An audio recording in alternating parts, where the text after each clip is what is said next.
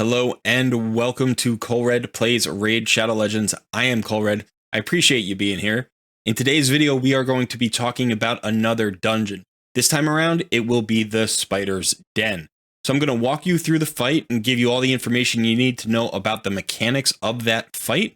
And then we're going to talk about some team compositions you can use up to stage 20 and then also up to stage 25. So this is going to focus on the normal difficulty of the Spider's Den. If you enjoy these kinds of guides, please go ahead and click that like button or subscribe to the channel to get notifications whenever I upload new content. Okay, here we are in stage 20 of the Spider's Den, and the method that I'm using here will work all the way up to stage 20, so you could certainly use it earlier on. Early in the Spider's Den, you pretty much can just nuke spiderlings and then hit the boss as hard as you can. You don't really have to build a team. But once you get up to about stage maybe 11, 12, 13, it's going to start getting harder. And then you're going to start to want to employ this method that I'm going to talk about in just a moment. Okay, here we are in stage 20 of Spider, and what we can do here is just click on the boss guide. We're going to take a look at the mechanics for stage 20.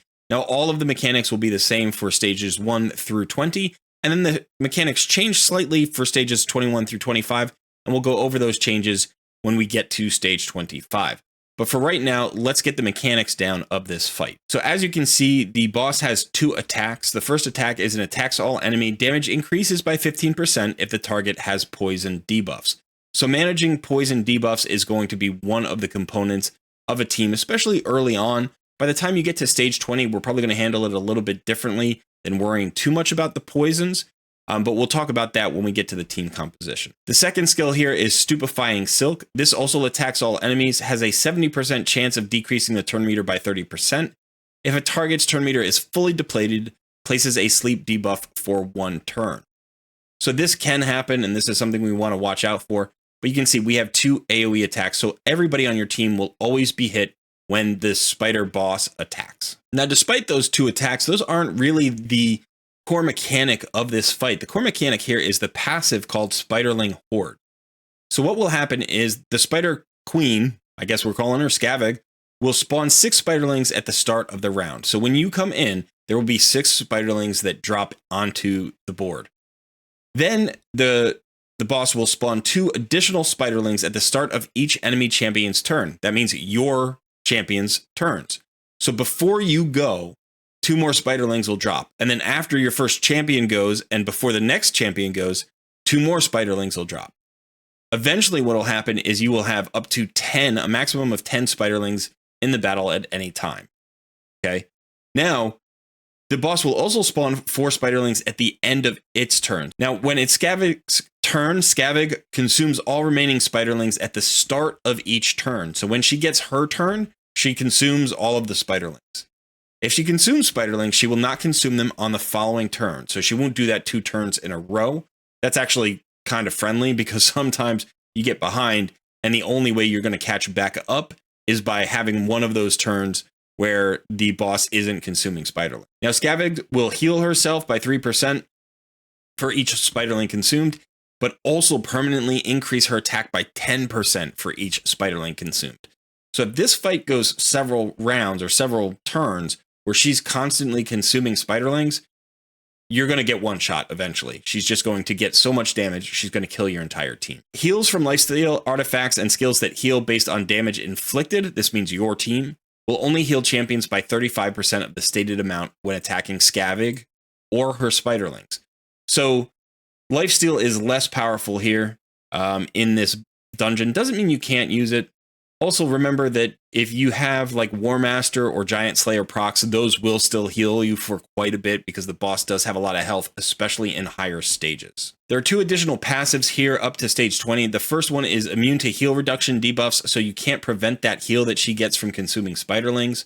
And she also receives less damage from poison debuffs, so it doesn't make a lot of sense to bring poisoners in here. She's also immune to all of the CC and also immune to all of the HP exchanging effects and stuff like that. But she is not immune to turn meter reduction, and that's important. We're going to use that on our team. So this is the team I put together for stage 20. I wanted to go as free-to-play friendly as I possibly could. So we have 2 legendaries here, but they are both free-to-play legendaries. You get Seal of the Drakes at 180 days login rewards, and you can get Razin Scarhide as a permanent fusion, so you can get him even faster than you can get Seal of the Drakes.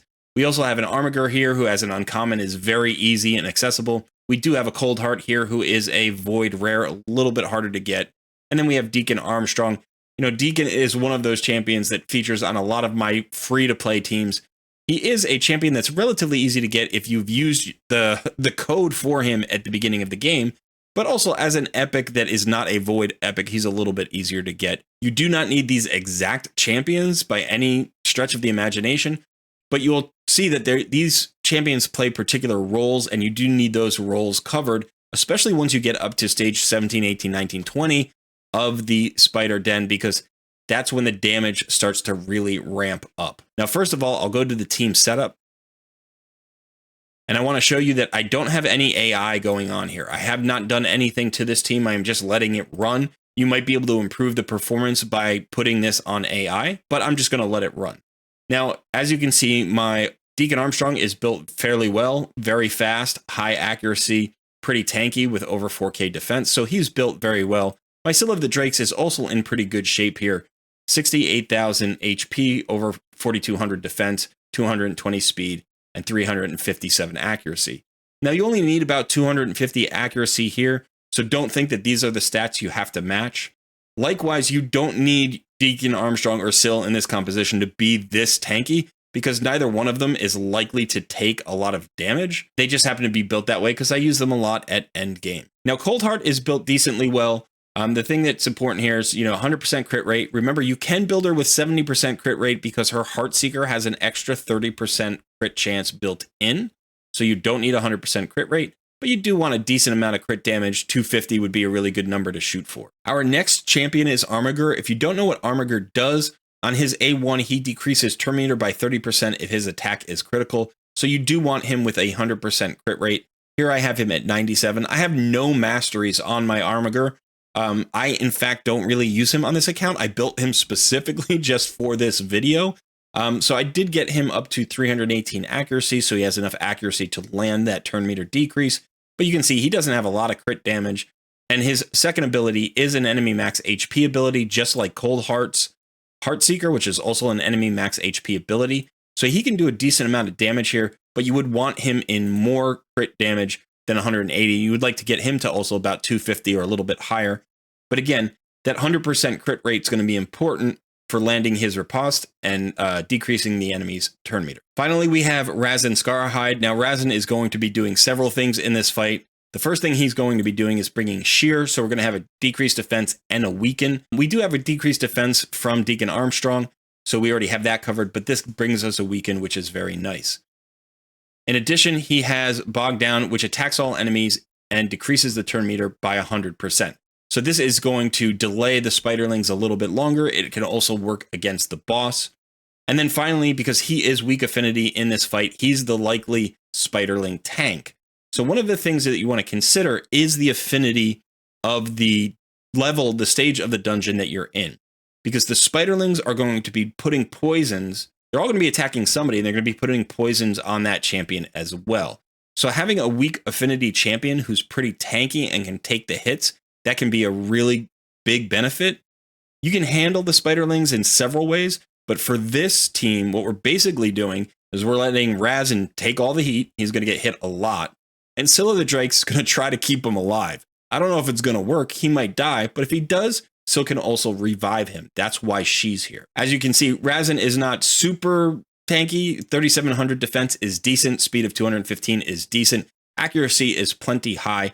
He is weak affinity, so he will weak hit sometimes and miss his debuffs, but we're hoping that he'll get his debuffs out there.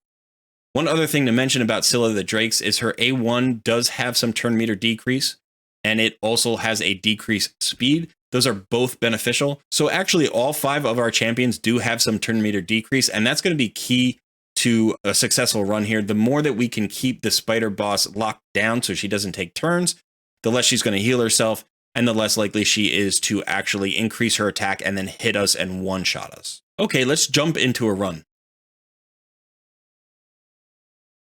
Now I'm just going to let this fight auto, but I want you to pay attention to what's going on here with the Spiderlings. So the first thing you'll notice is we want to get all our debuffs out there. Seal of the Drakes will kind of minimize the impact of the Spiderlings by stunning several of them. But now all we want to do is keep the turn meter of the boss as low as possible. The max HP hits from Coldheart and Armiger are going to do the majority of the damage, and everybody else is basically there to either keep the team moving, keep the team alive, like Seal of the Drakes, or reduce turn meter. One of the nice things about Razin here is Razin does have, I believe it's, I think it's War Master. I think he has War Master, and he could have Giant Slayer on. But with the leech up from Deacon Armstrong, if one of those procs lands, he's going to get a lot of his health back, so that's also helping him stay alive. You can see we're killing Spiderlings, but the boss has not taken a turn yet, and she's not likely to take a turn with this much turn meter control. And that's really what we want. It's kind of like the Fire Knight dungeon. When we go in there, we want the Fire Knight to get no turns. Same thing here with Spider under 20, like 20 or under, you don't want the boss to take a turn. In real low levels, if the boss takes a turn, it's not a huge deal because the damage isn't that big. And you can just nuke the Spiderlings out pretty easily. But here, what we really want to do is just control that turn meter. All right, so we are finished in a time of 1 minute and 34 seconds in only 62 turns with a relatively free-to-play friendly team. Actually, a very free-to-play friendly team. And again, these champions aren't built incredibly well, with the exception of Deacon Armstrong. Syl is pretty solid, and they're all built according to their role, so that none of them are poorly built. But again, the level of gear that you need for this kind of composition is not too burdensome. You know, it's not too high. You can go out and farm some good gear, put the right stats on these champions, and you're going to do just fine. Remember all of that extra accuracy that I'm wasting here in this fight that I don't need. Likewise, all that extra defense on Deacon Armstrong and Syl is not really necessary. So you're going to be just fine with some good perception gear. Maybe you want a regeneration set or some immortal sets on your Spiderling tank. In this case, that would be Razin. I didn't do that. I was kind of just relying on Seal of the Drake and the Leech to keep him alive. But that's certainly a build that you could go with in order to help your Spiderling tank survive more rounds. Okay, now we're going to jump up to stage 25, and the fight does get different starting at stage 21. We're going to talk about some of those differences. So if we go into the boss guide, you'll notice 2 additional passives at the bottom of the list here. The first is Almighty Strength, and this passive says damage from skills that scale based on enemy max HP cannot exceed 10% of the boss's max HP when attacking the boss. So all of a sudden, those max HP hits we have coming from Coldheart and Armiger are going to do a lot less damage. So after stage 20, once you get to stage 21 and up, you probably want to start pulling those champions out of your team composition, and we're going to go with a different strategy. We'll talk about that in just a moment. The second passive here is Almighty Persistence. All turn meter reduction effects are decreased by 50% when used against the boss.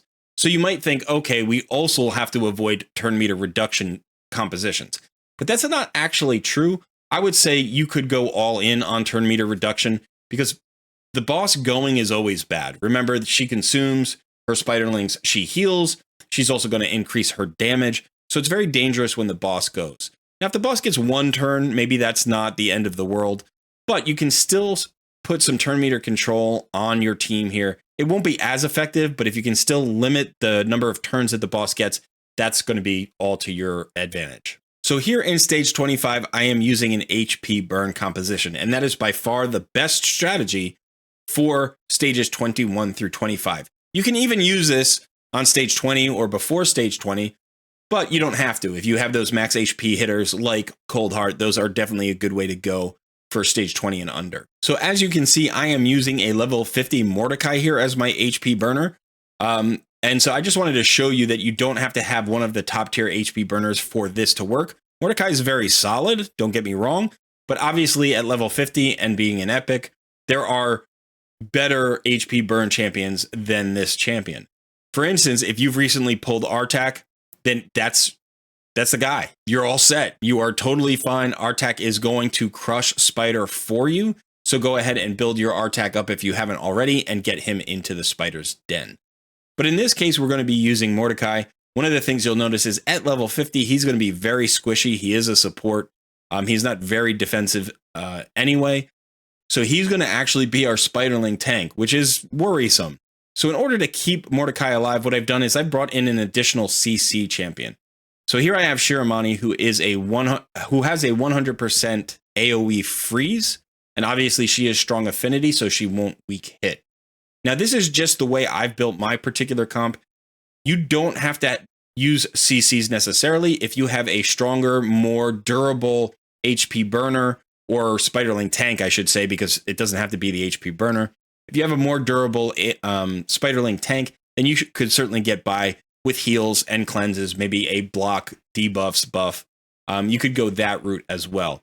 I actually normally go that route because I use Cardiel as my lead, but I didn't want to do that here because I wanted to keep this team a little bit more free-to-play friendly. So while Shiramani is maybe not super free-to-play friendly, she's the only champion on this composition that is not, and there are a lot of champions who could fill her role. So anybody who's got a 100% or at least a high percentage chance of an AoE freeze or stun, even a daze can work. You can definitely go with that kind of champion. I would even say if you had an AoE 100% provoke champion, that could work as well. Although obviously then that champion becomes your Spiderling tank, and so you have to account for that in your team composition and in that champion's build. So again, quickly, I want to show you my AI for this team. There is no AI. I am not doing anything with this team. I'm just going to let it run. To show you the two new champions here, you can see that Shiramani has a decent amount of survivability, only 2.3k defense, but 60,000 HP. She's decently fast at 240 and has a lot of accuracy at 527. Even at stage 25, you don't need this amount of accuracy. I would say 300 would be enough. Maybe 320 if you want to be safe. But again, a little bit more accuracy than you need for stage 20. But this is way overkill. You do not need this kind of gear in order to do well here. If we look at Mordecai, you can see Mordecai at 30k HP and 2.4k defense is a bit squishy. He's also not very fast at 188. He has barely enough accuracy at 277. I would much rather have him up at 300. He's still going to get the job done because he can basically put those on the Spiderlings and not on the boss. The boss has a higher resistance than the Spiderlings. So this should work okay, but it's going to be close. This Mordecai would definitely do better at 6 stars with an accuracy banner on him. But I think it's going to work anyway, and we're going to try it. Okay, here we are. We're probably going to start off very much the same way as we did with the last team at stage 20. Deacon Armstrong, there's the AoE freeze. That's going to prevent Mordecai from taking much in the way of damage for the first few turns of my team. The one downside of the Razin AoE turn meter reduction is that the HP burns don't tick right away, so if you wanted to go into the AI and turn that off, you could. Okay, as you can see, every time those HP burns tick on the Spiderlings, the boss takes a ton of damage. That's the way HP burn works. Everybody on the team gets hit. But oh, she devoured and wiped out my Mordecai. Now I'm hopeful that I have my my revive up from Scylla the Drakes. We'll see if we can get him back. There he comes. Now the question is, can we get that AoE freeze out there before the Spiderlings start killing him again? Yes, we can. That's going to help him stay alive a little bit longer. And remember, on this turn, the Spider Boss is not going to devour the Spiderlings because she just did, and she can't do it 2 turns in a row. We're getting some decent damage out there. Obviously, direct damage also works. We finally have all our debuffs up there. The slow is very helpful, as is the weaken. The weaken causes the Spider Boss to take more damage from the HP burns. Yeah, look at that. Look at how much damage she's taking from those HP burns. Wow. So again, as long as you have an HP burner who has enough accuracy to land those HP burns, that's all you really need in terms of damage. This time we survived the attack. Uh-oh. Deacon became the target. But it looks like we're going to be fine here. And that's it. Okay, so 100 turns even, 2 minutes and 14 seconds. Obviously not super fast, but if this is your first time getting into Spider's Den stage 25 and you're trying to farm up 6-star gear here like we just got with this banner, let's see if it's got resistance with speed. That's nice. I'm going to keep that one. Then obviously this is fast enough. You don't have to be that fast. Spider's Den doesn't take as long as some of the other dungeons because there are no waves. You just jump right into the boss fight. So I actually think something under 3 minutes is very reasonable, but you can see that, my best speed here is about 31 seconds and only 11 turns. I'm still working to get that down to about 20 seconds. That's where I'd really like it to be. But that's fast. I can farm for spider tournaments very easily. All I need is the energy and I can just be clicking away. It's almost like farming campaign. That's how fast it is. So it feels really good to be able to have a team like that. And I'm going to show you that team next. Okay, here we are on stage 25, and this is my stage 25 team. Now you can see this is a lot less free-to-play friendly, although we do have 3 champions that are still decently free-to-play friendly. Renegade is a rare. We still have Scylla the Drakes out here, and Artak was a free login reward that has expired, so hopefully you have this champion, but if you don't, maybe you can get him in the future from a shard. But for those of us who have him, he was totally free, so he is in fact free-to-play friendly. Then I have Sissia Flametongue, who is an HP burner. Artak's obviously an HP burner. And then I have my favorite champion of all time, Cardiel, who is the best champion on my account. He also happens to be Sissia's duo. Now I'm going to show you the AI here just so you know how this team works. So Cardiel is going to open with his ally attack ability, which is just going to pump some damage out there, get everybody moving. Renegade's actually very fast, so we're going to delay her reset ability by 1 turn so that we want everybody else to go and use their big skills before she resets their skills. Scylla the Drake will, she does not have an AI. She's probably going to open with her AoE stun, and then she's going to get that slow out there on the boss, which is going to help us out. Sissia opens up with an HP burn AoE. If she lands it on every single enemy, which means everybody on the board, every spiderling and the boss, she gets an extra turn, and then she's going to jump into Flame Eruption. If this happens, then this will be a fast fight. If she misses, it slows down the fight considerably. But that 31-second run typically happens if she lands all of her HP burns and gets the extra turn. Then we have Artak. He's actually going to delay his Purifier because the HP burns are only going to be out there from Sissia Flametongue. So he's actually going to use his activation first, and then when he gets his second turn, he's going to apply more HP burns. So we've got a lot of HP burns out there. You're going to be seeing big chunks of damage on the spider boss. Let's just go over there and check it out. Okay, here we go. Get all the spiderlings down. We want them down because we need them for the HP burns. Now Sissia lands her HP burns. She did get another turn, and boom, that's almost 50% of the boss's HP. And then Artak hits her again with all of the other activations. We need the spiderlings down for more HP burns.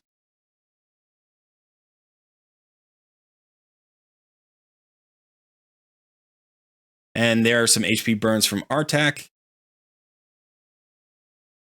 And then we're just going to kill the boss with an A1, I guess.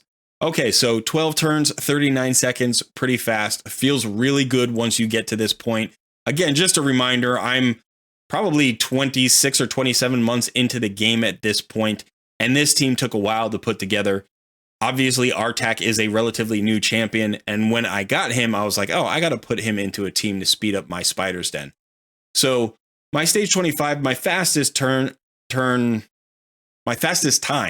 was probably around 1:15 prior to getting Artak, but it was utilizing these 4 champions in the same way as you see them here. You can get some HP burners if you can get some reset champions and maybe a little bit of CC or turn meter control so the boss doesn't take a turn and jump on top of you. Then you're going to be able to really speed up this fight even at stage 25. And yes, I know I didn't go over these champions builds. They are all built extremely well. So at this point in the game, I would say that gear does matter, but again, remember, it's more important to build the champions properly for their role than any particular stat, level. So it doesn't matter so much what the power of the team is. It matters sort of how they're built and how they're put together. So for instance, turn order matters. You want a speed tune here, and also making sure that you have enough accuracy for the stage that you're running. Again, here, I would say 300 accuracy feels pretty good, maybe even 310 or 320 just to be sure.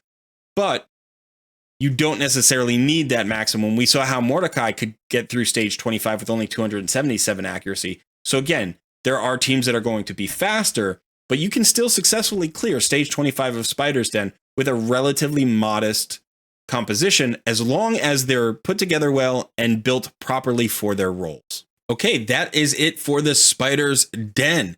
Thanks so much for being here. If you've enjoyed this video, please click the like button or go ahead and subscribe to the channel so you can get notifications when I upload new content. Also, consider joining our Discord community. The link is in the description of this video. Thanks so much for hanging out. I've really had a lot of fun. I've been Colred, and I will see you in another video soon.